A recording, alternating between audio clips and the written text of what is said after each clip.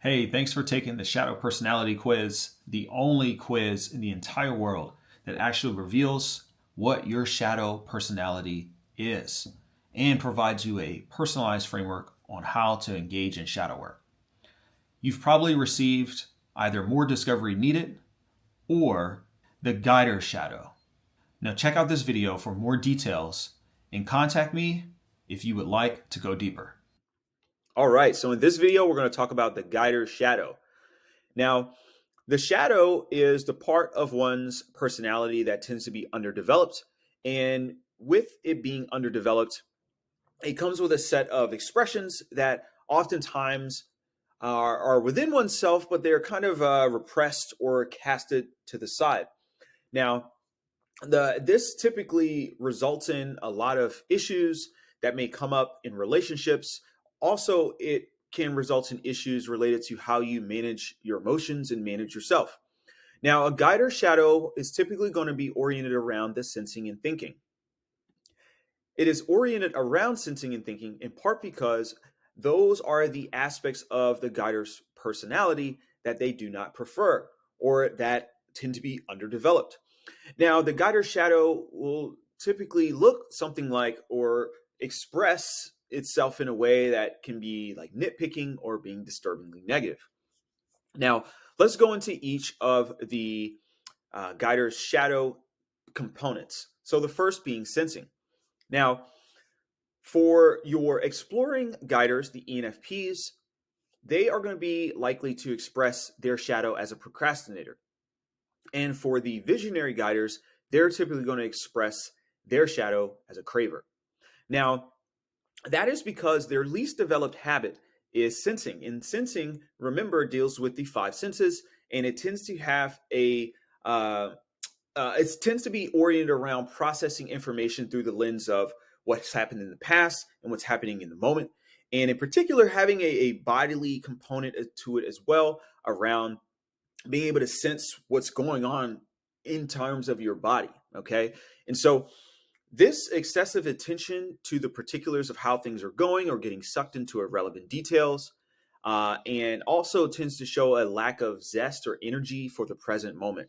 This is what these guiders will experience when they are in the shadow. Now, that experience can vary as well. Everybody's shadow in some case does look different based on their life experience, but it's typically going to be oriented around something like this.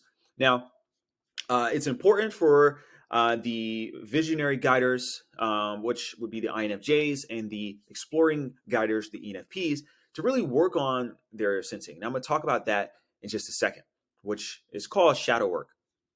The next, though, is the thinking mental habit, right? So this deals with the harmonizing guiders and the mentoring guiders.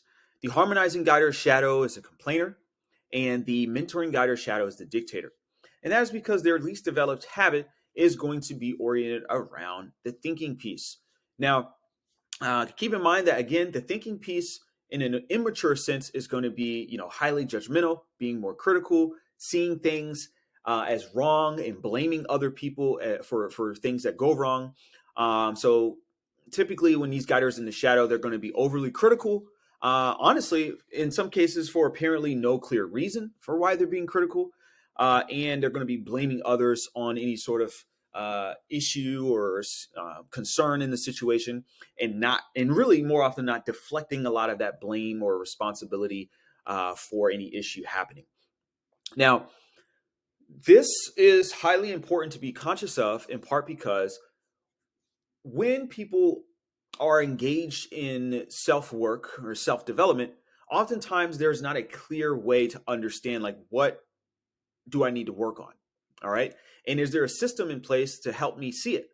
And I'm telling you right now, as a guider, that because you don't prefer the sensing thinking as your conscious expression into, as your persona, that will likely have a reason, right? There's a reason why you don't prefer it. And it might be because you learned to do the opposite of it through your upbringing and your environment. However, it doesn't go away, right? The sensing thinking is a part of your world. It's a part of your life, but you tend to likely repress it. So it's really important that you engage in what is called shadow work. And that is a set of actions and work that requires you to expose yourself to sensing and thinking things, and sensing and thinking activities and expressions, to get more familiar with it and to reintegrate those parts into yourself for the purposes of developing and maturing those sides, right? Because if you don't do that, if you don't engage in shadow work and you consistently go on throughout your life, you know, just doubling down on that guider side, that intuitive feeling side, it could lead you to being one-sided. And what that can typically look like is a lot of this disturbingly negative aspects of your that tends to come out, and that nitpicking and that overly critical side can really damage a lot of relationships, as well as damage your ability to really make the impact that typically guiders will be known for making. So I highly encourage you, if you are a guider, to definitely work on your shadow. You may already be doing it in some way, but it is really important to now put some clarity behind what your shadow is and what it looks like. It's going to be oriented around one of these two habits. And why? It's because these are the aspects of your personality that are underdeveloped, because you don't prefer it in your conscious life. Okay? So keep these things in mind. Again, shadow work. If you are interested in doing a more intense and more deep dive aspect of shadow work, I would encourage you to explore my Outsmarting Your Emotions program, where we really unpack, we get deep into your specific guider persona. We also examine emotions oriented around your persona. And also, we do several weeks of shadow work to really get you momentum and get you started on being able to process and to develop those underdeveloped aspects of yourself. So press on ahead and let's continue to do this important work.